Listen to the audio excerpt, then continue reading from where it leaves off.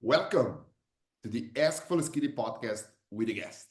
I'm proud to present Andras Bozzai.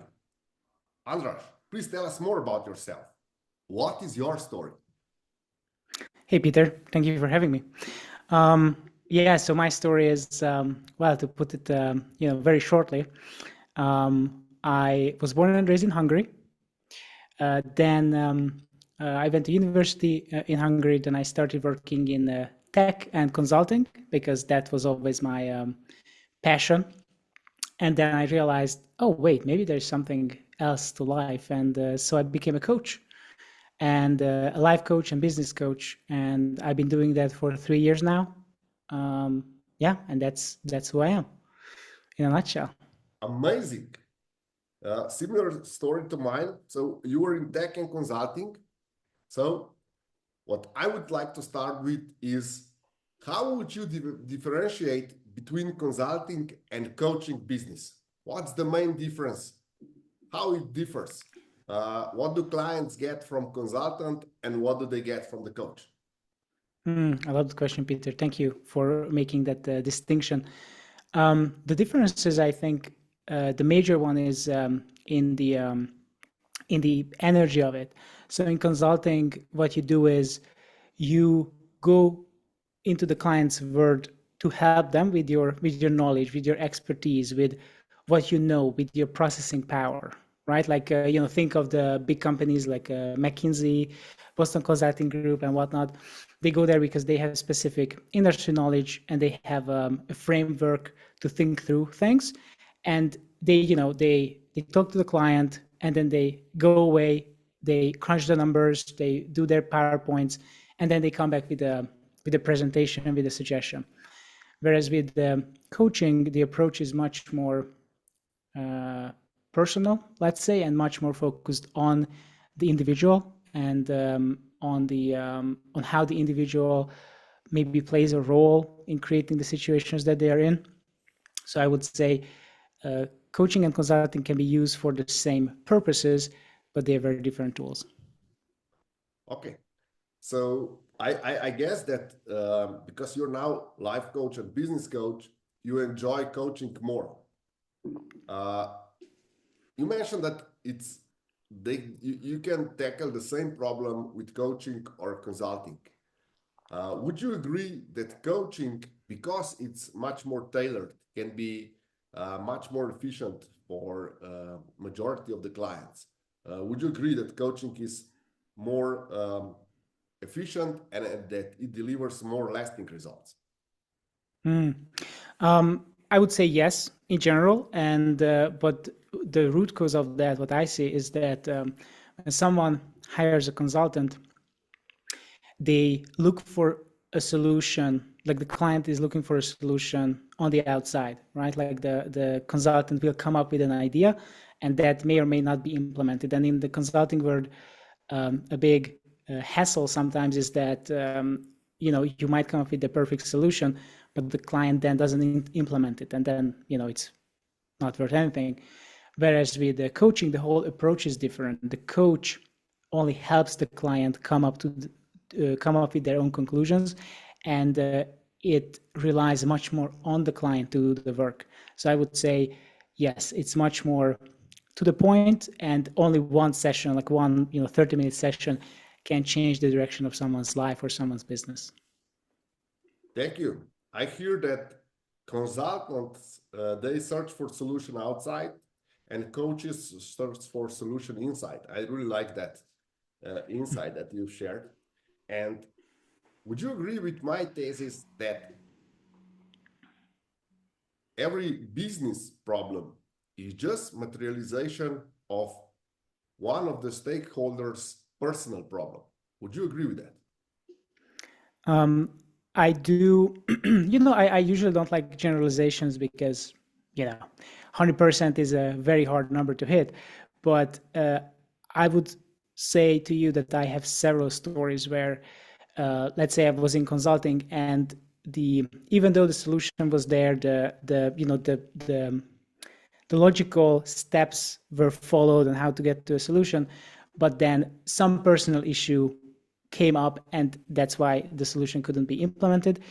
Whereas with coaching, I have seen so many business owners that I work with that once they get over something in themselves, the business just starts to thrive.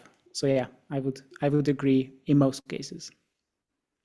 You have also a specific combination of life and business coaching. That is why I implied that business problems are basically persons, personal problems. Um, is it that you can help to settle life much easier and much more efficient if they own their own business? Or is life coaching easier for people that are employed somewhere and working for someone else? Hmm. I would say that the ultimate idea of coaching is to give people the most fulfilled life they can live, right? And everyone has their own issue with their life, why it's not as fulfilling as possible. And for some people, they can find the fulfillment within, company where they are employed, and maybe they just need to ask for a raise, or maybe they just need to be transferred to a different department or something like that. I would say that those who have their own businesses, they, at the end of the day, they do have bigger levers to pull in their own lives. But it doesn't necessarily mean that it's easier for them to feel fulfilled. Okay, you're mentioning fulfilling life.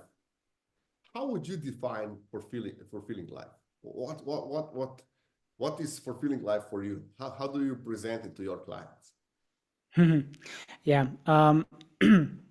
Well, the idea of the coaching word of fulfilling life is that you segment your life into 4, 5, 7, 8 different areas, like money, relationships, friendships, romantic relationship, your work, maybe your kids, and whatnot, and money. And if you are imbalanced in some of them, like you rank order them 1 to 10, and if you are 2 on something, and if you're 10 in other things, that tends to mean that you are neglecting an area of your life and you are dissatisfied with that. I would say that based on my experience and of those that I have been coaching, people can differ significantly. Usually, people want to have enough money that they don't have to worry about money. So money is usually it taps out. The fulfillment taps out at wherever you live, whatever amount of money you need, it usually taps out at a certain amount after which it doesn't produce more happiness or more fulfillment. And even it doesn't matter how much money you make, if you're doing something that is just not you don't feel that you're contributing to society, then people can be very unfulfilled. Doesn't matter how much money they make. And even if these first two are in order, some people very much crave more human connection, right? Because at the end of the day, when you look at all those 50, 60, 100-year-old studies of what makes people fulfilled and happy, it's usually human connection. Okay. Would you agree that younger generation, like Generation Z, has much different priorities than Generation X and millennials? Yes, I would agree. It remains to see what is the end result, like what happens when the current generation reaches 40, 50 years old. So how priorities will change then.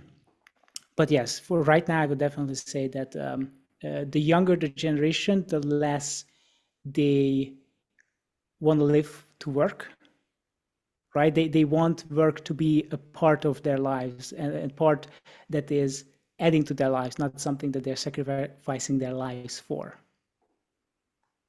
Okay. Another hot topic right now on YouTube is what problems we can solve on our own watching YouTube. like the interview that we are having right now, when do we have to go for a book, or when do we have to attend a workshop? When should we attend retreats? And when is the right time or the only possibility to hire a coach? What's your take on that? Mm. Thank you for mentioning that topic. Well, my very quick take is that everyone should do things in that order that you lay them out. It usually represents the level of investment both in time and money. And if a book or like a 10-minute video solves your issue, then great. Don't overcomplicate it. But what I have found with most of my clients and in my personal life is that sometimes the books are so generic and so miss context for the person's life that they're just not helpful. So after a while, all that knowledge becomes just clutter in your mind, and that's why I think when it comes back to let's say a consultant or a coach, the difference between the two, I could make the same distinction between an expert in a given area, like a relationship expert, and a relationship coach. When it comes to an expert, it's much more about this is what the data shows, this is what the science shows. But when it comes to coaching, it's much more about, okay, that's all great, but how does it appear in your life, and what would you like, let's say, your relationship to look like? So I would say when someone feels really stuck for years, that's when a coach can come really handy and can speed up the process significantly. Okay. Another thing that I ask all the coaches is the most difficult decision they have to make in their life. And that is it more important for coach to be a cheerleader for their client, or is it more important to be accountability partner for their client? If you could only choose one, which one would you choose? Oh man, if I could only choose one. You know what? Maybe this is not what most coaches say, I don't know. If I could only choose one, I would go with cheerleading, because people already have that nagging voice inside their head, right? The accountability, I didn't do what I should have done voice, and but the cheerleading voice, that's usually not, that's lacking in almost every person's life. So if I could only choose one, that would be my take. Okay. Before we conclude, I would like to ask you to share an insight, maybe trick of the trade for our listeners. What would you give them, or what would be the lesson for today's podcast? What would you like our listeners to take from this podcast? If I may, I might give them some homework, which is to because we don't have another 30 minutes to discuss this, but there's this book called The Ultimate Coach by Amy Hardison. It's a concentrated version and a regular version. I would start with the concentrated version. I would just say everyone should read this book. The idea is, to put it quickly, is that everything that happens in your life is somehow connected to who you are and how you see the world, and how your unconscious and subconscious can influence how you react to things, and that will influence the results in your life. That would be the biggest lesson, how important that is, to always have this introspection that, oh wait, life is not just happening to me, I am making it happen even when I don't like the results. Andras, where can our listeners reach you? Where's the best place to look for your content? Thank you for asking that. That's Instagram. If you just search my name, that will be great. But what I like to do is always give before I get, right? And what I was thinking is, by the time that this podcast goes live, it will be the end of October.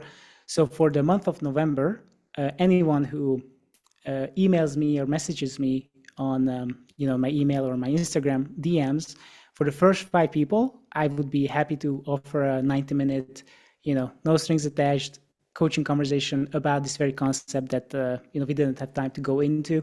I think it will be life changing. So the first 5 people who email me or DM me, they get that gift from me. Thank you, Andras. Thank you for being my guest tonight. Thank you so much.